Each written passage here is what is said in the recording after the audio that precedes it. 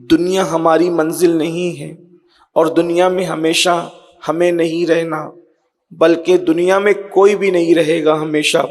اللہ پاک کا ارشاد ہے کل من علیہا فان ویبقی وجہ ربک ذو الجلال والاکرام، کہ اللہ کی ذات کے سوا سب فنا ہو جانے والے ہیں، سب کو فنا ہے۔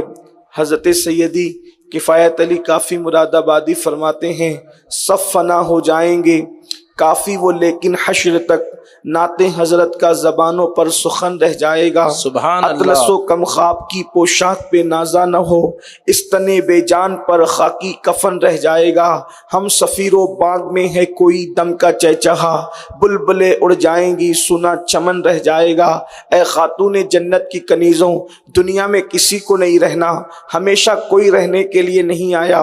بادشاہ دنیا میں آئے اور آج ان کا نام صفحہ ہستی سے مٹ گیا۔ بڑے بڑے محدثین دنیا میں آئے، وہ نیک بھی تھے، پرہیزگار بھی تھے، متقی بھی تھے، اہل علم بھی تھے، مگر آج وہ محدثین بھی بظاہر زمین کی پشت پر نہ رہے، زمین کی پیٹھ پر نہ رہے، حتیٰ کہ اللہ اکبر، اللہ رب العزت کی مخلوق میں اللہ کی سب سے محبوب ترین ہستیاں، جن سے اللہ سب سے زیادہ پیار کرتا ہے، سب سے زیادہ محبت کرتا ہے، اللہ رب العزت نے وہ جماعت انبیاء کی بنائی ہے۔ وہ انبیاء کرام بھی اللہ ان کی طرح کوئی نیک نہیں، ان کی طرح کوئی متقی نہیں، ان کی طرح کوئی پرہیزگار نہیں، ان کی طرح کوئی اللہ والا نہیں، جنہوں نے پتھر کھا کر اللہ کی طرف بلایا، جنہوں نے گالیاں سن کر اللہ کی طرف بلایا، جنہوں نے اپنی زندگیوں کو داؤ پہ لگا کے اللہ کی طرف بلایا۔ کسی نے اللہ کی محبت میں اپنے بیٹے کی گردن پہ چھری رکھ دی، کسی نے اللہ کی محبت میں اپنے بیٹے کو طوفان میں غرق ہوتا ہوا دیکھ لیا، کسی نے اللہ کی محبت میں بیوی بچوں کو وادی غیر ذی زرع میں چھوڑ دیا، کسی نے اللہ کی محبت میں اللہ اکبر اپنا وطن چھوڑ کر کے حضرت سیدنا شعیب علیہ السلام کی بکریوں کو برسوں تک اللہ سنبھالتے رہے، لیکن اس کے باوجود بھی زمین کی پشت پر وہ بظاہر ہمیشہ نہ رہے، انہیں بھی موت کی لذت کو چکھنا ہوا، انہوں نے بھی موت کی لذت کو چکھا، جیسا کہ ان کا مقام تھا، جیسا کہ ان کا مرتبہ تھا۔ اے خاتون جنت کی کنیزوں، کیا پتا چلا فرعون بھی ہمیشہ نہ رہا، حضرت سیدنا موسیٰ علیہ السلام بھی زمین کی پشت سے تشریف لے گئے، اللہ اکبر، نمرود ہمیشہ نہ رہا، حضرت ابراہیم علیہ السلام بھی بظاہر زمین کی پشت سے تشریف لے گئے۔ کیا پتا چلا ایک دن سب کو جانا ہے، جب محبوب دنیا سے چلے گئے، محبوب لوگ بظاہر دنیا سے چلے گئے تو پھر کون کیا رہ سکتا ہے؟ تو یاد رکھنا یہ دنیا سے سب کو کوچ کرنا ہے، یہ دنیا سے سب کو رخصت ہونا ہے، یہ دنیا سے سب کو روانہ ہونا ہے، اور اللہ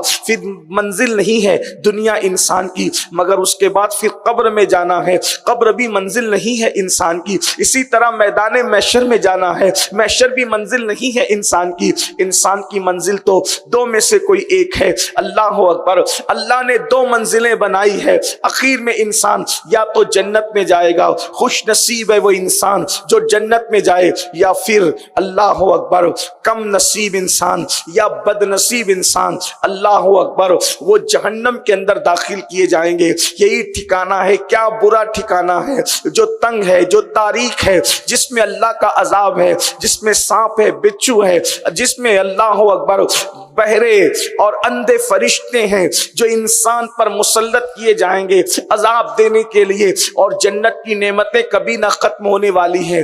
آپ آئیے، اللہ اکبر، جنت کس کا ٹھکانہ ہے اور جہنم کس کا ٹھکانہ ہے اب آپ کے اوپر ہے، آپ کیا فیصلہ کرتے ہیں اپنے بارے میں۔ اللہ رب العزت نے نہ آپ کو مجبور محض بنایا ہے اور نہ اللہ رب العزت نے کسی کو مکمل طور پر جو ہے مختار یعنی اختیار دیا ہے کہ جیسے کہ لوگ کہتے ہیں کہ انسان اپنے اعمال اور افعال خود تخلیق کرتا ہے، ایسا بھی نہیں ہے، اور انسان مجبور محض بھی پتھر کی طرح نہیں ہے۔ تو انسان کو اللہ رب العزت نے اتنا اختیار تو دیا ہے کہ انسان صحیح کرے، انسان کوشش کرے، انسان کاوش کرے۔ کیا کوشش کرے انسان؟ اگر تم نیک عمل کرو گے ایمان لانے کے بعد، اگر تم نیک عمل کرو گے تو تمہارا ٹھکانہ جنت ہے، اور اگر تم نے پاپ کیا، تم نے جرائم کیے، تم نے گناہ کیے تو تمہارا ٹھکانہ جہنم ہے۔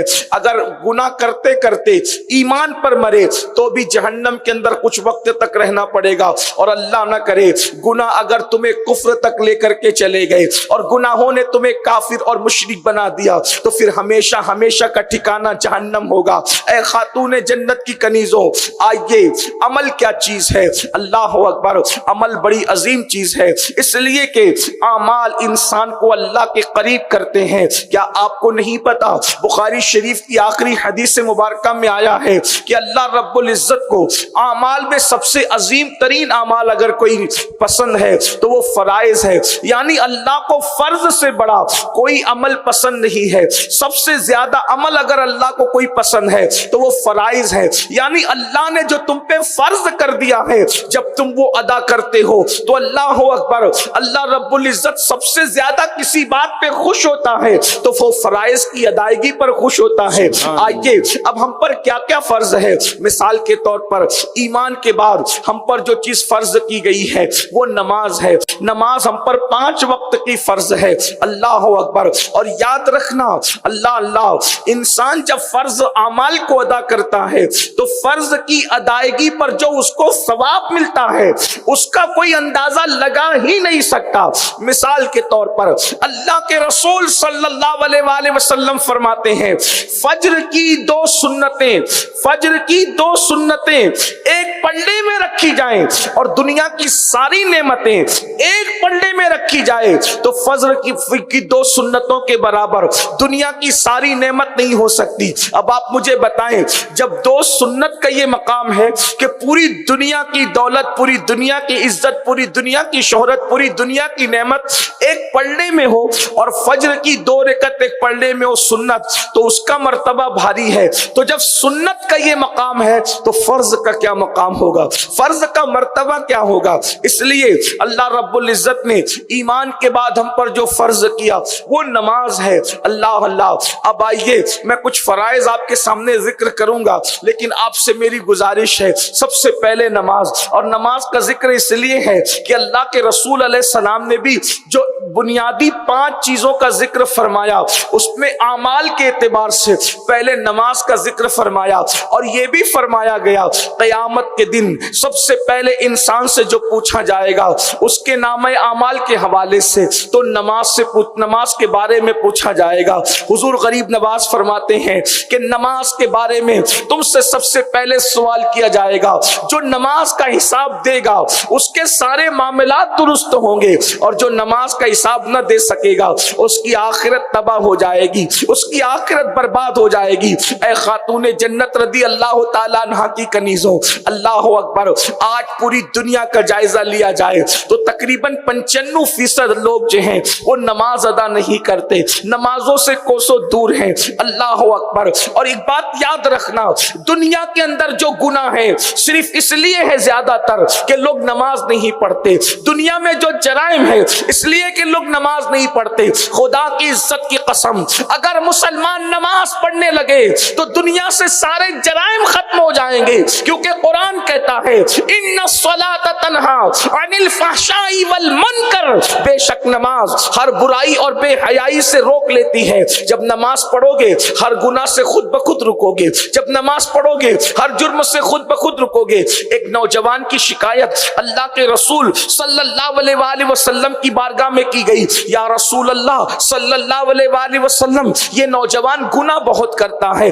جرائم بہت کرتا ہے۔ اللہ اکبر، میرے آقا علیہ السلام نے شان معصومیت سے پوچھا کیا وہ نماز بھی پڑھتا ہے؟ تو صحابہ نے کہا ہاں یا رسول اللہ وہ نماز بھی پڑھتا ہے۔ تو میرے سرکار نے ارشاد فرمایا انشاءاللہ اس کی نماز ایک دن اس کو برائی سے روک لے گی، اور چند دن کے بعد شکایت کرنے والے خدا کے کہتے ہیں یا رسول اللہ اب وہ گناہ نہیں کرتا۔ تو میرے آقا نے فرمایا ہم نے تو کہا تھا کہ اس کی نماز اس کو گناہ سے روک لے گی، کیونکہ قرآن کہتا ہے ان الصلاۃ تنہی عن الفحشاء والمنکر، نماز برائی اور بے حیائی سے روک لیتی ہے، اس میں کوئی شک نہیں۔ بغیر شک کے فرمایا، یوں تو قرآن کی ہر بات ایسی ہے کہ اس میں شک کی گنجائش نہیں ہے، اس کے باوجود بھی قرآن کہتا ہے بے شک نماز ہر برائی اور بے حیائی سے روک لیتی ہے۔ اے خاتون جنت رضی اللہ تعالیٰ عنہ کی کنیزوں، آج ہر ماں باپ چاہتے ہیں میرے بچے نیک ہو جائیں, میرے بچے پرہیزگار ہو جائیں, میرے بچے متقی ہو جائیں. ماں چاہتی ہے میرا بیٹا شراب نہ پیے, میرا بیٹا جوئے کی طرف نہ جائے, میرا بیٹا جرائم کی طرف نہ جائے, میری بیٹی گناہوں کی طرف نہ جائے, میری بیٹی نافرمانیوں کی طرف نہ جائے. کتنا آسان نسخہ ہے, اپنے بچوں کو نمازی بنا دو, بچپن ہی سے انہیں نماز کا پابند بنا دو. اگر آپ انہیں نماز کا پابند بنا دو گی, آپ کو بھی برکتیں ملے گی, آپ کے بچوں کو بھی برکتیں ملے گی. نماز کی پہلی برکت یہ ہے. تو عرض میری یہ تھی کہ اگر ہم بچوں کو نمازی بنا دیں, پہلا فائدہ یہ کہ انشاءاللہ وہ گناہوں سے دور ہو جائیں گے, کیونکہ اللہ نے قرآن میں فرمایا, تو اللہ کا فرمان حق ہے, یقینی ہے. جب کوئی نماز کے قریب ہو جاتا ہے وہ خود بخود گناہ سے دور ہو جاتا ہے. دوسری بات, نماز کی برکت سے روزی بھی ملنا ہے, اس لیے کہ نماز کی برکت سے عزت بھی ملنا ہے, نماز کی برکت سے وقار بھی ملنا ہے, نماز کی برکت سے سکون بھی ملنا ہے, نماز کی برکت سے دنیا کے اندر نام بھی ملنا ہے, نماز کی برکت سے جو ہے وہ قبر میں سکون بھی ملنا ہے, نماز کی برکت سے جنت بھی ملنا ہے. اے خاتون جنت کی کنیزوں, مجھے بتاؤ, جس نماز سے اللہ مل جاتا ہے اس نماز سے کیا نہیں مل سکتا؟ رشتوں کی کیا ہے؟ لوگ کہتے ہیں مولانا رشتے نہیں آتے. میں نے کہا نماز پڑھو, کیونکہ جب نماز سے اللہ ملتا ہے تو نماز سے اچھا شوہر کیوں نہیں مل سکتا؟ نماز سے جب اللہ مل سکتا ہے تو اچھی بیوی کیوں نہیں مل سکتی؟ نماز سے جب حوران جنت مل سکتی ہے تو اللہ اکبر, آخر انسان کو بیوی اور شوہر کیوں نہیں مل سکتے؟ ہر نعمت نماز کی برکت سے مل سکتی ہے. لوگوں نے نماز کی اہمیت نہیں جانی, لوگوں نے نماز کی اہمیت نہیں سمجھی. ذرا سجدے کی اہمیت سمجھو, نماز کی اہمیت سمجھو. اللہ اکبر, جو نماز پڑھے رزق میں برکت ہو.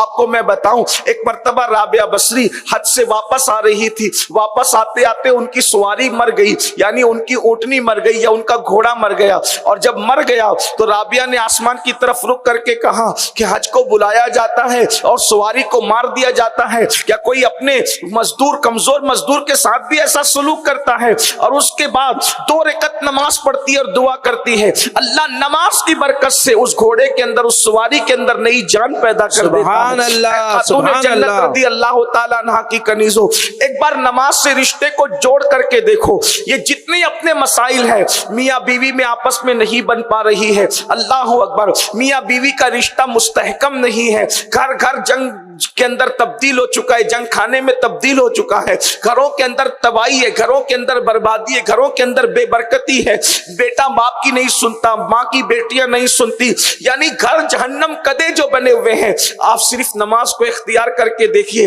آپ مجھے بتائیں, نماز کی برکت سے پورا ماحول بدلے گا, نماز کی برکت سے پورے ماحول میں تبدیلی آئے گی. آپ مجھے بتائیں کہ آپ کو جب کوئی کہہ دیتا ہے کہ آپ یہ وظیفہ کر لیں آپ کے گھر میں برکت ہوگی, آپ یہ کام کر لیں آپ کے گھر میں برکت ہوگی, آپ وہ کام کر لیں آپ کے گھر میں برکت ہوگی.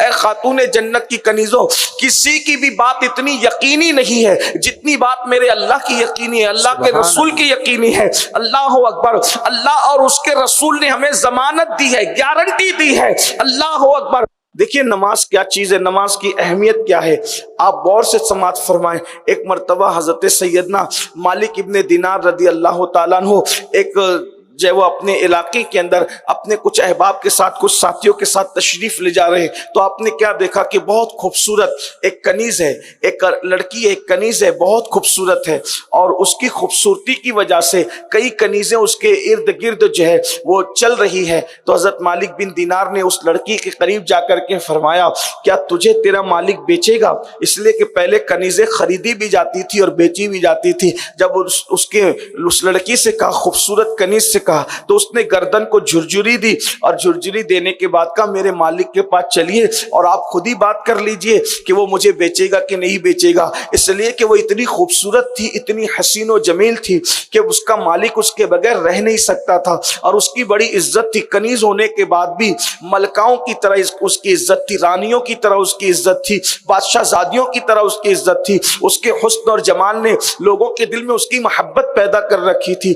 حضرت مالک الدینار کو اس نے کہا چلیں چل کے میرے مالک سے بات تو کریں. حضرت مالک الدینار گئے, وہ بہت بڑے مالدار اور بہت بڑے سردار کی کنیز تھی. اس کے پاس جا کر کے مالک الدینار نے کہا کیا اس کنیز کو تم بیچو گے؟ حضرت مالک بن دینار کو وہ جانتا تھا, پہچانتا تھا کہ یہ صوفی انسان ہے, اللہ کے ولی ہیں, یہ لوگ بہت زیادہ مال و دولت نہیں رکھتے. تو اس نے ہنس کر کے کہا بابا کیا اس کنیز کو آپ خرید سکتے ہو, بتاؤ اس کی قیمت کیا ہے؟ تو حضرت مالک الدینار نے فرمایا 2 سڑی ہوئی کھجوریں, दो सड़ी हुई, अंदाज देखे खरीदने का, फरमाया 2 सड़ी हुई खजूरें अगर ये ले लें तो भी ये कनीज को मैं खरीद सकता हूं। उसने हंस के कहा खजूर वो भी 2 और सड़ी हुई, आखिर क्या बात है? तो हजरत मालिकुद दीनार ने फरमाया ये तो मैं कीमत लगा रहा हूं, हालांकि इसमें भी ये बड़ी महंगी है, क्योंकि 2 सड़ी हुई खजूरों के बराबर भी इसकी कीमत नहीं है, क्योंकि इसके अंदर ऐब ही ऐब है, इसके अंदर ऐब ही ऐब है। ए खातून जन्नत की कनीजों,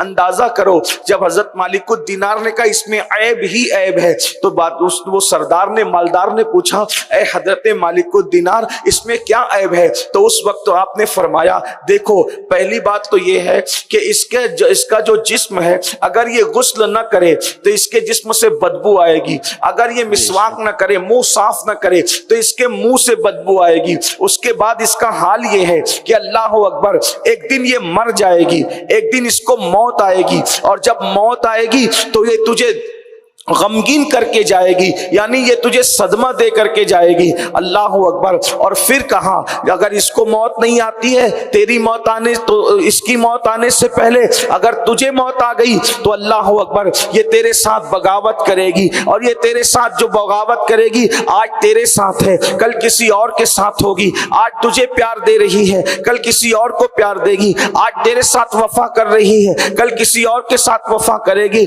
इस तरीके से आपने फरमाया कि इसके बड़े ऐब ही ऐब है। अल्लाह अकबर। जब ये बूढ़ी हो जाए तो इसके बदन में झुर्रियां पड़ जाएगी, जब ये बूढ़ी हो जाए तो इसका हुस्न बाकी नहीं रहेगा, इसकी खूबसूरती बाकी नहीं रहेगी, ये हाल इसका होगा। अल्लाह अकबर। ये सुनने के बाद उस सरदार ने कहा, उस मालिक ने कहा कि ऐ मालिकुद दीनार, क्या कोई ऐसी भी कनीज है जिसके अंदर ये ऐब ना हो? कोई ऐसी भी कनीज है जो मरेगी नहीं, जो बूढ़ी नहीं होगी, जिसके अंदर ये सारे ऐब नहीं है, मुंह से बदबू नहीं आएगी, अगर वो न नहाए तो उसके जिस्म से बदबू नहीं आएगी? हजरत मालिकुद दीनार ने फरमाया हाँ, मेरे पास कनीज ऐसी है कि जो वो जाफरान की बनी हुई है, उसकी परवरिश याकूत और जमरुद के माहौल में हुई है, और जिसका हाल ये है कि अल्लाह अकबर, वो काफूर की बनी है, वो अंबर की बनी है, और उसका हाल ये है कि उसके अंदर नूरानियत है, वो मरेगी नहीं, और वो जिसको मिलेगी वो भी नहीं मरेगा। अल्लाह अकबर। तो उसने पूछा वो कौन सी कनीज है? तो फरमाया कि उसको हूर कहते हैं, और वो जन्नत की हूर है। तो पूछा कि उसकी कीमत क्या है? अब जरा तवज्जो फरमाए, असल जो उन्वान की तरफ आपको लाना था वो ये है कि उस शख्स ने पूछा बाबा उसकी कीमत क्या है? तो मालिकुद दीनार फरमाते हैं इतनी सस्ती है वो कि जब बस्ती के सारे लोग सो जाएं और सबको नींद आ जाए और सब लोग अपने अपने बिस्तरों पर महवे इस्तिराहत हो जाएं, तो उस वक्त तो अच्छी तरह कोई वुजू कर ले, और वुजू करके 2 रकत नफल नमाज पढ़ ले, तो बस ये 2 रकत नफल नमाज उसका महर है, उसकी कीमत है कि ये 2 रकत नफल पर अल्लाह वो जन्नत की हूर उसको हमेशा हमेशा के लिए अता फरमाता है। ऐ खातून जन्नत की कनीज़ों, आप अंदाजा करें कि जब 2 रकत नफल पर जन्नत की हूर मिल जाती है, सिर्फ 2 रकत नफल पर, अब अंदाजा करें हूर जहां की होगी तो ठिकाना भी वहीं का होगा। इसका मतलब यह है कि जब नफल नमाज की ये शान है तो सुन्नत मौक़िदा की क्या शान होगी, और जब सुन्नत ताकीदी की ये शान है तो फिर फराइज की क्या शान होगी। लेकिन हमने नमाज को तर्क किया। मर्द फिर भी 5% नमाज पढ़ते हैं, मगर औरतों में नमाज की बड़ी कमी है, औरतें नमाज से कोसों दूर हैं। ऐ खातून जन्नत की कनीजों, याद रखना नमाज पढ़ने से अल्लाह भी मिलता है, नमाज पढ़ने से जन्नत भी मिलती है, लेकिन अगर कोई नमाज न पढ़े तो तस्वीर का दूसरा रुख ये है कि अल्लाह अकबर, जितना दर्दनाक अजाब जहन्नम के अंदर बेनमाजी को दिया जाएगा उतना दर्दनाक अजाब किसी को नहीं दिया जाएगा। अल्लाह के रसूल सल्लल्लाहु अलैहि वसल्लम एक मर्तबा अपना ख्वाब बयान करते हुए इरशाद फरमाते हैं कि मैंने ख्वाब देखा कि मुझे 2 लोग उठा करके लेकर के पहाड़ की तरफ जाते हैं, और फिर वो पूरे ख्वाब का एक हिस्सा ये है, अल्लाह के रसूल सल्लल्लाहु अलैहि वसल्लम फरमाते हैं मैंने देखा कि कोई जमीन पे लेटा हुआ है और उसके सर पर एक फरिश्ता बड़ा सा पत्थर चट्टान मार रहा है। اور جب اس کے سر پہ وہ پتھر مارا جاتا ہے تو اس کا سر ایسے پس جاتا ہے جیسے چنے پر اگر ہتھوڑا مارا جائے تو چنا کس طریقے سے پسے گا، اسی طریقے سے انسان کا سر پس رہا ہے اور سر ریزہ ریزہ ہو رہا ہے، اور وہ چٹان لڑک کر کے پھر کہیں اور جاتی ہے، اور جب وہ چٹان کو اٹھانے کے لیے وہ بندہ جاتا ہے تو وہ سر پہلے کی طرح پھر درست ہو جاتا ہے، پھر وہ چٹان لا کر کے مارتا ہے، بڑا سا پتھر لا کر کے مارتا ہے، پھر سر پس جاتا ہے، پھر پتھر لڑک کر جاتا ہے، جب وہ پتھر کو اٹھا کر لاتا ہے تو اٹھا کر لانے سے جتنی دیر لگتی ہے اتنی دیر میں سر پھر درست ہو جاتا ہے۔ میں نے پوچھا جی یہ کون لوگ ہیں؟ تو کہا گیا یہ وہ لوگ ہیں جو نماز میں سستی کیا کرتے تھے، جو نماز میں سستی کرتے تھے، یعنی نماز کو وقت پر نہیں پڑھتے تھے۔ میری بہنوں بتاؤ، اگر سر سے لوہا ٹکرا جائے یا سر دیوار سے ٹکرا جائے تو ہمارے سر کی کیفیت کیا ہوتی ہے؟ تھوڑا اپنے آپ پر رحم کرو، اے خاتون جنت کی کنیزوں، اپنے حال پہ رحم کرو۔ ہم اللہ کے عذاب کو برداشت کرنے کی طاقت نہیں رکھتے، ہم اللہ کے عذاب کو برداشت کرنے کی قوت نہیں رکھتے۔ اللہ کی بندیوں ذرا سوچو تو صحیح، جب نماز نہ پڑھنے کی وجہ سے، سجدہ نہ کرنے کی وجہ سے، اللہ کی بارگاہ میں سر نہ جھکانے کی وجہ سے، جب اسی سر پر پتھر پڑیں گے اور سر کچلا جائے گا پتھروں سے تو کون بچانے کے لیے آئے گا؟ میری بہنوں کسی کو خبر ہی نہیں ہوگی۔ اس مکار بیکار فریبی دنیا کا حال یہ ہے، اگر مصیبت میں کوئی گرفتار ہو جائے اور خبر ہوتی ہے تو بھی انسان کہتا ہے مجھے معلوم ہی نہیں پڑا، معلوم پڑتا تو ہم آ جاتے۔ آپ بتائیں جب لوگوں کو خبر ہوتی ہے تو لوگ مدد نہیں کرتے، جہنم میں تو کسی کو خبر بھی نہیں ہوگی۔ میرے امام کہتے ہیں ان کے سوا رضا کوئی حامی نہیں، جہاں گزرا کرے پسر پہ پدر کو خبر نہ ہو۔